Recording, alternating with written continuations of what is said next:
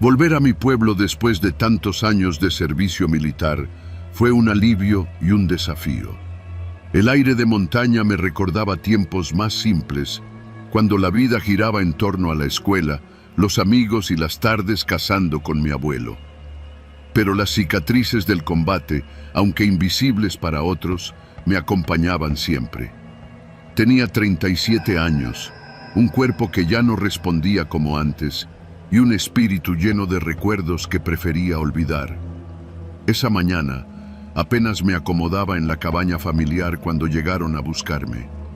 Una mujer, destrozada por la desesperación, me explicó que su hijo y otros 3 adolescentes habían salido de excursión al bosque hacía 2 días y no habían regresado. Los equipos de búsqueda locales no habían encontrado nada. A pesar de estar agotado, no pude negarme. Había algo en sus ojos que me obligaba a actuar. Preparé mi mochila con lo esencial: una navaja, una linterna, cuerdas, mi vieja brújula y, por supuesto, mi pistola. El bosque, que conocía como la palma de mi mano, parecía diferente esa tarde. Más oscuro, más frío. Mientras seguía los rastros de los chicos, huellas desordenadas y restos de envolturas de comida, no podía ignorar una sensación creciente. Algo no estaba bien. Las huellas eran erráticas, como si alguien los hubiera perseguido. Encontré un campamento improvisado al anochecer. Había restos de una fogata y una mochila rota, pero lo que más me inquietó fue un zapato pequeño abandonado junto a unas ramas rotas. Había señales claras de lucha: el suelo revuelto, marcas profundas de botas que no coincidían con las huellas de los adolescentes. Algo o alguien los había atrapado. Mientras inspeccionaba la zona, noté que había otra pista: un cigarro aplastado recientemente, aún caliente. No era algo que un chico llevaría. Me agaché y olfateé el aire. Tabaco barato y sudor. Mi instinto me gritaba que no estaba solo. Decidí avanzar con cautela. El bosque era mi aliado y mi enemigo. Conocía cada curva del terreno, pero en la oscuridad todo se volvía incierto. Los sonidos se amplificaban, ramas crujían bajo mis botas y los ecos de la brisa en las copas de los árboles parecían susurros. Entonces lo vi, una luz tenue más adelante.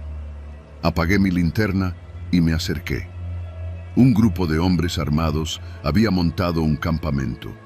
Había una camioneta sin placas y en su interior una figura encorvada, uno de los adolescentes. Retrocedí, manteniéndome en las sombras. Sabía que estaba en peligro. Estos hombres no eran cazadores ni excursionistas, eran traficantes, y los chicos no eran más que mercancía para ellos. Podía escuchar fragmentos de su conversación, planes para mover a los prisioneros al amanecer. Las preguntas se amontonaban en mi cabeza. ¿Cuántos eran? ¿Qué tan bien estaban armados? Pero no tenía tiempo para dudar. Desactivé el sonido de mi teléfono y envié un mensaje rápido a la policía local con la ubicación aproximada. Sin embargo, en el fondo sabía que la respuesta sería lenta. En el bosque, yo estaba solo. A medida que la noche avanzaba, mis recursos se agotaban. Necesitaba pensar con claridad. Cualquier error podría significar la muerte no solo para mí, sino también para los chicos. Cuando llegó el momento, actué con rapidez y precisión. Primero corté los neumáticos de la camioneta con mi navaja, asegurándome de que no pudieran escapar fácilmente. Luego, usando el terreno a mi favor, creé una distracción, un incendio controlado en una zona seca del bosque. Mientras los hombres corrían para apagarlo, me acerqué al vehículo. Uno de los chicos estaba atado dentro, temblando de miedo. Lo liberé con cuidado, susurrándole que permaneciera en silencio. Los otros estaban en una tienda cercana, custodiados por un hombre que había quedado atrás. No tuve otra opción. Lo neutralicé antes de que pudiera alertar a los demás. Los chicos estaban aterrorizados, pero obedecieron mis instrucciones. Mientras los sacaba del campamento, los hombres regresaron. Uno de ellos me vio y gritó. Las balas comenzaron a volar. Me refugié detrás de un árbol, devolviendo el fuego con precisión. Con cada disparo, sentía que el combate volvía a mí, como un viejo enemigo que nunca se había ido. El bosque, antes mi hogar, ahora era un campo de batalla. Logré llevar a los chicos a un lugar seguro, mientras los hombres aún me seguían. Cuando llegó la policía, el enfrentamiento alcanzó su punto máximo. No estaba orgulloso de lo que tuve que hacer, pero no me arrepiento. Salvé vidas esa noche, aunque a un precio alto. De regreso en el pueblo, los chicos fueron reunidos con sus familias, pero yo no pude dormir. Cada crujido en la madera de mi cabaña me recordaba las ramas rotas del bosque, y cada sombra parecía esconder un rostro enemigo. Sabía que había terminado esta casa, pero la montaña y sus secretos me habían dejado cicatrices que nunca desaparecerían.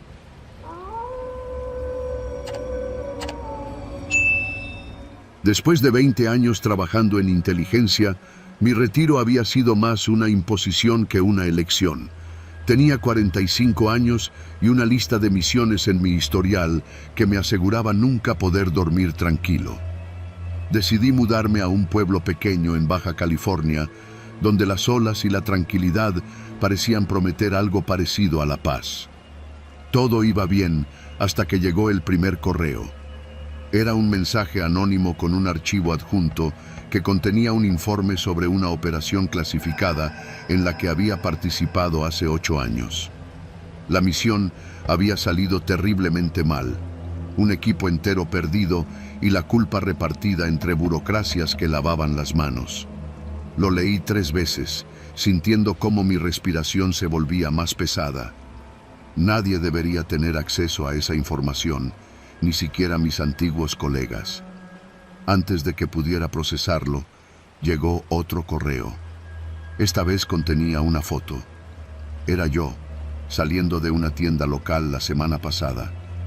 Había alguien siguiéndome. Los correos continuaron durante días. Cada uno contenía detalles más personales y escalofriantes, grabaciones de mis conversaciones, fotos tomadas desde fuera de mi casa y finalmente una nota que decía: sé lo que hiciste en Oslo, pagaste con vidas ajenas. Recordé Oslo como si hubiera sido ayer. La misión había sido comprometer a un espía doble en una operación que se complicó rápidamente.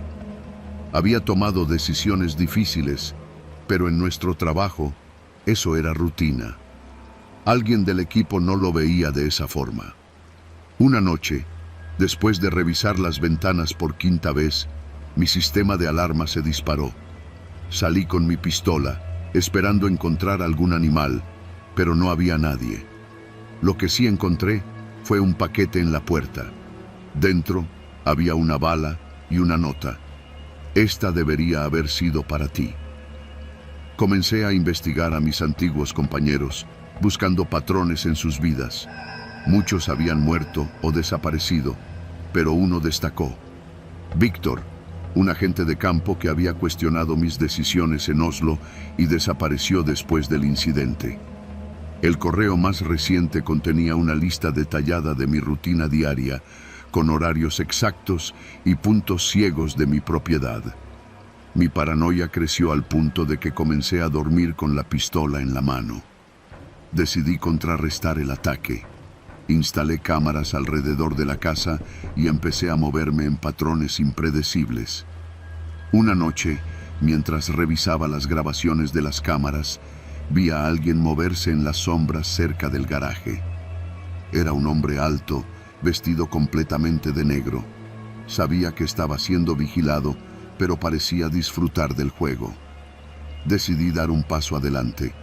Respondí al siguiente correo con un mensaje. Sé quién eres, Víctor. Esto termina ahora. Nos vemos en el lugar donde todo comenzó. Sabía que era arriesgado, pero no podía quedarme esperando. Oslo había sido un desastre, pero si Víctor quería verme como culpable, tenía que enfrentarlo cara a cara. Lo cité en un almacén abandonado cerca de la costa. Era un lugar que aseguraría pocos testigos y una ventaja para mí, ya que conocía bien el terreno. Llegué armado, con un chaleco antibalas debajo de mi chaqueta y una grabadora en el bolsillo. Cuando Víctor apareció, parecía una sombra del hombre que recordaba. Había envejecido, pero su mirada era fría, calculadora. «Nunca esperé que admitieras tu culpa», dijo, mientras caminaba hacia mí con un arma en la mano. «No tengo nada que admitir, Víctor. Tú sabes que hice lo mejor que pude». ¿Lo mejor? 4 hombres muertos. Sus familias aún esperan respuestas. El enfrentamiento fue rápido. Intenté razonar con él, pero estaba decidido a hacerme pagar. Logré desarmarlo, pero no antes de que una bala rozara mi hombro. Aprovechando su distracción, lo derribé, inmovilizándolo mientras le quitaba el arma. «No tienes que hacer esto», dije, intentando calmarlo. «Tú nos dejaste morir. No hay redención para ti». Antes de que pudiera responder, escuché sirenas a lo lejos. Había llamado a mis contactos en la policía local antes de venir. Cuando llegaron, Víctor estaba rendido, pero la expresión en su rostro era de triunfo. Después del enfrentamiento, Víctor fue detenido, pero no sin dejarme con un último enigma. En el interrogatorio, reveló que no actuaba solo. Había otros que también me culpaban por mis decisiones en Oslo. Regresé a casa, pero la tranquilidad que había buscado al mudarme al pueblo estaba irremediablemente rota. Aunque había sobrevivido, sabía que esto no había terminado. La vida de un analista de inteligencia no termina con un retiro. Las sombras del pasado siempre encuentran la forma de volver. Mientras cerraba la puerta esa noche, encontré otro correo en mi bandeja de entrada. Decía: «Víctor solo fue el comienzo. Nos veremos pronto».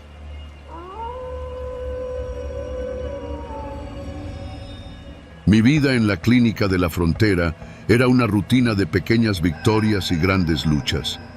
Después de dejar el ejército, encontrar algo que valiera la pena no había sido fácil, pero aquí, en este rincón olvidado del país, podía hacer algo útil. Cada día era una mezcla de heridas por machetes, mordeduras de serpiente y enfermedades que nadie más atendía. La clínica era un pequeño refugio en un lugar donde la ley era un rumor y la vida tenía un precio bajo. Esa noche, el viento seco soplaba con fuerza, levantando nubes de polvo que parecían cubrir todo. Estaba terminando de suturar la herida de un agricultor cuando la puerta de la clínica se abrió de golpe. Un hombre tambaleante, empapado en sangre, cruzó el umbral. «Ayuda», susurró antes de desplomarse en el suelo. Rápidamente lo llevé a la camilla. Era joven, tal vez no más de 30 años, pero su cuerpo estaba cubierto de cortes profundos y hematomas. Al revisar sus pertenencias, encontré un paquete envuelto en tela gruesa. Quise abrirlo, pero algo en la forma en que lo aferraba, incluso inconsciente, me detuvo. «¿Quién eres?», le susurré, aunque sabía que no respondería. Mientras lo estabilizaba, noté algo extraño. Sus heridas no parecían el resultado de un accidente. Eran precisas, casi quirúrgicas, como si alguien hubiera querido enviar un mensaje con cada corte.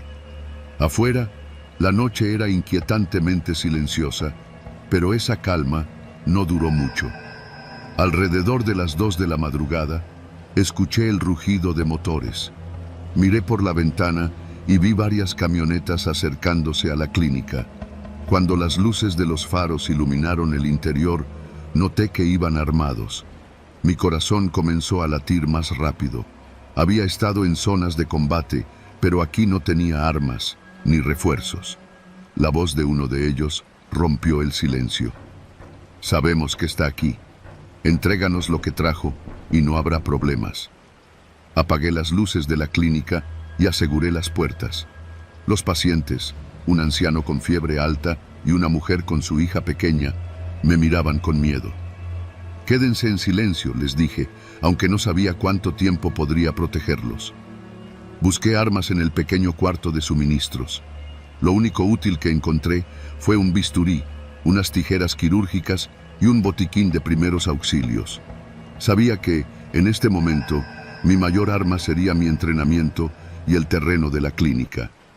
Revisé el paquete nuevamente. Era pequeño, pesado, y al abrir un extremo, vi algo que me dejó helado: lingotes de oro. No tenía idea de su origen, pero sabía que valían más que las vidas de todos los que estábamos aquí. Los hombres afuera comenzaron a gritar. Había por lo menos 6. Podía escuchar cómo cargaban sus armas y daban vueltas alrededor del edificio. Uno de ellos disparó al aire y el sonido hizo que la niña comenzara a llorar. «Silencio», susurré, pero el llanto la delataba. Golpearon la puerta principal. «Tienes 5 minutos para abrir o entraremos por las malas». Con los minutos contados, tomé una decisión. Usé mis conocimientos médicos para crear distracciones. Arrojé una botella de alcohol sobre una lámpara, lo que causó un incendio controlado cerca de la entrada trasera. Cuando los hombres corrieron hacia allí, tomé a los pacientes y al hombre herido y los escondí en un pequeño sótano que usábamos para almacenar medicinas. Los hombres entraron, rompiendo la puerta. Desde el sótano podía escuchar sus pasos y sus voces. Buscaban el paquete, revisando cada rincón. Uno de ellos incluso se acercó al lugar donde estábamos escondidos, pero logré distraerlo dejando caer una caja al otro extremo del pasillo. Decidí enfrentarme a ellos. Usando una máscara improvisada, encendí un pequeño bote de gas para llenar la clínica con humo. Era un riesgo, pero sabía que podría controlar la situación mejor que ellos. Mientras tosían y retrocedían, tomé a uno por sorpresa, desarmándolo con el bisturí y usando su arma para mantener a raya a los demás. «¡Largo de aquí!», grité, con el arma apuntando al líder. El hombre, un tipo corpulento con una cicatriz en la mejilla, sonrió con desprecio. «No tienes idea de con quién te estás metiendo», dijo, avanzando un paso. Disparé al aire. Los hombres se retiraron lentamente, pero antes de irse, el líder me lanzó una advertencia: «Volveremos por eso, y por ti». Cuando la clínica quedó en silencio, ayudé a los pacientes a salir del sótano. El hombre herido seguía inconsciente, pero al menos su estado era estable. Tomé el paquete y lo escondí lejos de la clínica, enterrándolo en el bosque cercano. Al amanecer, llegaron las autoridades locales, alertadas por los disparos. Sabía que no podía contarles todo. En este lugar, la corrupción era tan profunda como las raíces de los árboles. Solo dije lo suficiente para que entendieran que era un ataque sin víctimas. Esa noche, mientras miraba el amanecer desde la colina detrás de la clínica, entendí que mi pasado militar nunca me dejaría en paz. Esos hombres volverían, y esta vez, no solo por el paquete. Encendí un cigarro y revisé mis viejos contactos. La guerra había llegado a la frontera y yo estaba en medio de ella.